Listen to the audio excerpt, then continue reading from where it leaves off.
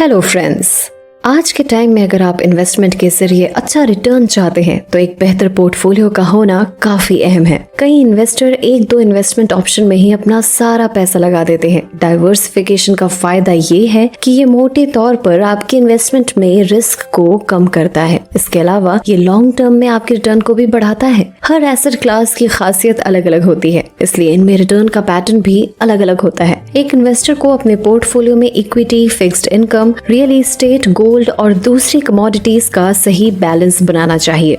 दोस्तों, इन्वेस्टमेंट के मामले में गोल्डन रूल है नो रिस्क नो गेन, यानी मार्केट में मौजूद जिन ऑप्शंस में जितने ज्यादा हाई रिटर्न की पॉसिबिलिटीज रहती है उनमें रिस्क भी उतना ही ज्यादा रहता है। इसलिए ज्यादा रिटर्न के लालच में अपनी रकम कभी भी एक ही ऑप्शन में इन्वेस्ट नहीं करनी चाहिए। दोस्तों, अगर पिछले एक साल में किसी म्यूचुअल फंड ने 100% का भी रिटर्न दिया है तो इसका मतलब ये कतई नहीं है कि आगे भी रिटर्न की यही रफ्तार रहेगी। यदि स्टॉक मार्केट में बड़ी गिरावट आती है तो आपका रिटर्न नेगेटिव भी हो सकता है। ऐसे में अपने इन्वेस्टमेंट पोर्टफोलियो का बैलेंस बनाने के लिए इसको डाइवर्सिफाइड बनाकर अपने इन्वेस्टमेंट को किसी बड़े रिस्क से बचाने की हर संभव कोशिश करें। एक इन्वेस्टर के तौर पर आपके लिए ये जानना बेहद जरूरी है कि अपने पोर्टफोलियो में एसेट एलोकेशन कैसे किया जाए। इन्वेस्टर को अपनी पर्सनल इन्वेस्टमेंट गोल्स और रिस्क लेने की कैपेसिटी को ध्यान में रखते हुए एसेट एलोकेट करना चाहिए। एसेट एलोकेशन इन्वेस्टमेंट की स्ट्रेटेजी बनाने में मदद करता है। एसेट एलोकेशन का एक फायदा ये है कि अगर किसी एक एसेट क्लास में उतार चढ़ाव होता है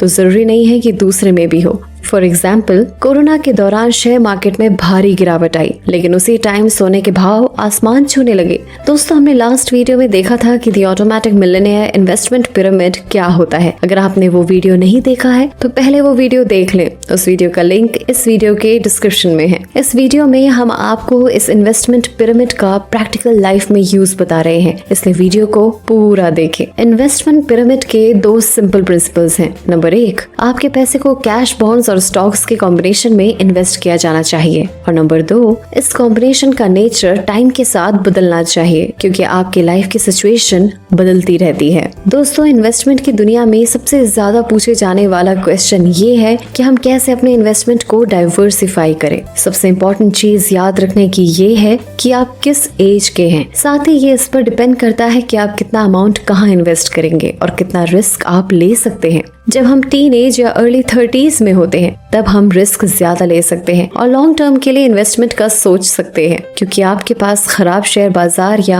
आर्थिक मंदी से बाहर निकलने के लिए ज्यादा टाइम है। इन्वेस्टमेंट पिरामिड आपकी फाइनेंशियल प्लानिंग में बहुत हेल्प कर सकता है। इससे आप समझ सकते हैं कि आपको आपके फाइनेंशियल प्लान में अमाउंट कैसे एलोकेट करना चाहिए। ऑटोमेटिक मिलियनेयर इन्वेस्टमेंट पिरामिड के 5 स्टैंडर्ड इन्वेस्टमेंट टाइप्स हैं। नंबर 1, सेफेस्ट इन्वेस्टमेंट्स जैसे कैश यानी नकद पैसा। Number 2, more risk income investments जैसे bonds, bank FD, LIC, post office. Number 3, growth investments जैसे mutual fund, blue chip companies के stock. Number 4, growth and income investments जैसे real estate, small cap stocks. और number 5, riskiest aggressive growth investments जैसे penny stocks, high income bonds. दोस्तों, ये pyramid आपकी financial life को 4 periods में डिवाइड कर देता है, जिसमें पहला पीरियड है ऐसे ईयर्स में जिनमें हम इन्वेस्ट करना स्टार्ट करते हैं, जिसको गेटिंग स्टार्टेड ईयर्स कहते हैं। अगर आपकी एज 18 से 29 के बीच है तो आप इसी पीरियड में हैं। आपको अपने पैसे को इस तरह से एलोकेट करना चाहिए।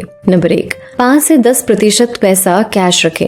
नंबर 2, 5 से 15% मोर रिस्क इनकम इन्वेस्टमेंट्स जैसे bonds, bank FD, LIC, post office etcetera में। नंबर 3, 30 से 40% ग्रोथ इन्वेस्टमेंट्स जैसे mutual fund, blue chip companies के स्टॉक। नंबर 4, 40 से 50% ग्रोथ और इनकम इन्वेस्टमेंट्स जैसे real estate, small cap stocks. Number 5, 5 से 10% रिस्कीएस्ट अग्रेसिव ग्रोथ इन्वेस्टमेंट्स जैसे penny stocks, high income bonds. दोस्तों, अगर आप मनी मैनेजमेंट के बारे में ज्यादा सीखना चाहते हैं तो आपको ऑथर चेल्सिया फैगन की शानदार बुक द फाइनेंशियल डाइट जरूर पढ़नी चाहिए। इस बुक ने मेरी बहुत हेल्प की है। अगर आपको इस बुक की समरी हिंदी में ऑडियो फॉर्मेट में चाहिए तो आप इसे कुकू FM पर सुन सकते हैं, और वो भी हर रोज केवल ₹1 से भी कम खर्चा करके। दोस्तों, कुकू FM पर नॉन फिक्शन बुक समरी की एक ह्यूज लाइब्रेरी आपको मिल जाएगी, जिससे आप डिफरेंट टॉपिक्स के बारे में बहुत कुछ सीख सकते हैं। आपको बस इस वीडियो के डिस्क्रिप्शन में दिए हुए लिंक पर जाना है और सुनो 50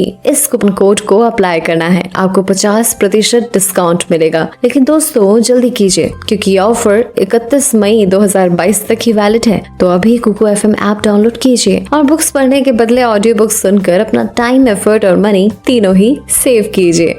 दूसरा पीरियड है मेकिंग मनी ईयर्स। अगर आपकी एज 30 से 49 के बीच है तो आप इसी पीरियड में हैं। आपको अपने पैसे को इस तरह से एलोकेट करना चाहिए। नंबर 1, 5 से 10% पैसा कैश रखें। नंबर 2, 15 से 25% मोर रिस्क। नंबर 3, 35 से 45% ग्रोथ इन्वेस्टमेंट्स। नंबर 4, 25 से 35% growth in income investments. Number 5, 5 से 10% riskiest aggressive growth investment. Third period है प्री रिटायरमेंट ईयर्स। अगर आपकी एज 50 से 64 के बीच है तो आप इसी पीरियड में हैं। तो आपको अपने पैसे को कुछ इस तरह से एलोकेट करना चाहिए। 5 से 10% पैसा कैश रखें, 20 से 30% मोर रिस्क में, 30 से 40% ग्रोथ इन्वेस्टमेंट्स, 15 से 25% ग्रोथ एंड इनकम इन्वेस्टमेंट्स, 0 से 5% रिस्किएस्ट अग्रेसिव ग्रोथ इन्वेस्टमेंट्स। और फोर्थ पीरियड है रिटायरमेंट ईयर्स। अगर आपकी एज 65 से ज्यादा है तो आप इसी पीरियड में हैं। इस एज के बाद आपको अपने पैसे को कुछ इस तरह से एलोकेट करना चाहिए। 10 से 15% पैसा कैश रखें, 25 से 30% मोर रिस्क, 30 से 40% ग्रोथ इन्वेस्टमेंट्स, 10 से 20% ग्रोथ एंड इनकम इन्वेस्टमेंट्स, 0 से 5% रिस्किएस्ट एग्रेसिव ग्रोथ इन्वेस्टमेंट्स। दोस्तों हर एक पॉइंट पर आपके नीड्स और गोल्स डिफरेंट है, इसलिए आपके कॉम्बिनेशन ऑफ इन्वेस्टमेंट्स भी डिफरेंट होना चाहिए। हर एक पीरियड ऑफ पिरामिड सजेस्ट करता है कि हमें कितना फ्यूचर के लिए अमाउंट सेव करना और उसका कितना डिफरेंट टाइप ऑफ इन्वेस्टमेंट के लिए परसेंटेज एलोकेट करना होगा।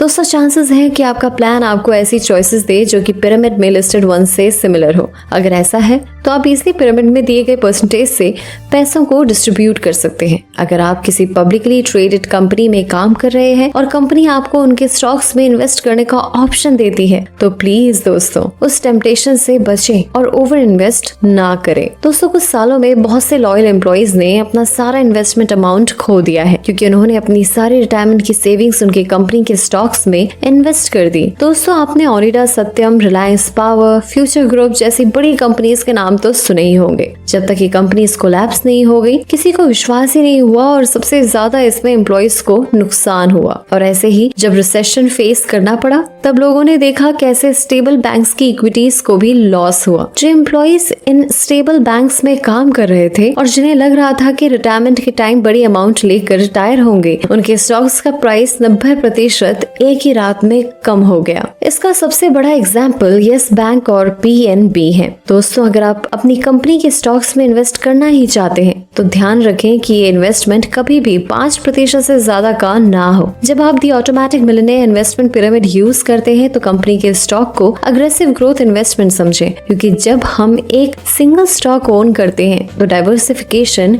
कम होता है और रिस्क बढ़ता है। और ये सेम तब भी अप्लाई होता है जब हम परफेक्ट कंपनीज जैसे कि गूगल, एप्पल, Amazon के लिए काम करते हैं। एक परफेक्ट कंपनी एक रात में ही चेंज हो सकती है और आप नहीं चाहेंगे कि आपकी लाइफ सेविंग्स रिस्क में आ जाए। दोस्तों अगर आप the automatic millionaire investment pyramid के अकॉर्डिंग इन्वेस्ट करेंगे तो आप एक well diversified professionally manage portfolio के ओनर होंगे। हमें हमारे इन्वेस्टमेंट्स को ऑटोमेटिक बनाने पर भी सबसे ज्यादा ध्यान देना है, जिसके लिए इस पिरामिड के अकॉर्डिंग इन्वेस्ट करना जरूरी है। जब हम इन्वेस्टमेंट्स करते हैं पिरामिड के अकॉर्डिंग, बॉटम लाइन रीजन ये है कि डाइवर्सिफिकेशन आपकी लाइफ सेविंग्स को प्रोटेक्ट कर सकता है और ये लॉन्ग टर्म प्रोटेक्शन प्रोवाइड करता है। तो बाकी की बातें टू बी कंटिन्यूड। ये बातें मैंने आपको दी ऑटोमेटिक मिलियनेयर बुक से बताई है, जो डिटेल में सिखाती है कि हम अपने पैसे को कैसे मैनेज कर सकते हैं, वो भी लाइफ को एंजॉय करके। सो आप ये सारी बातें सीखना चाहते हो तो डिस्क्रिप्शन में जाकर बुक खरीद सकते हो। और अगर आप इसी बुक पर अगला पार्ट देखना चाहते हैं तो मुझे कमेंट करके जरूर बताएं। दोस्तों वीडियो पसंद आया तो लाइक का बटन जरूर दबा दें और हमसे जुड़ने के लिए एफर्टलेस जीके को इंस्टाग्राम पर फॉलो जरूर करें और ऐसे ही काम की बातों के लिए चैनल को सब्सक्राइब करें। साथ ही साथ डिस्क्रिप्शन में दिए लिंक से ज़ीरोधा या अपस्टॉक से अपना डीमैट अकाउंट ओपन करना ना भूलें।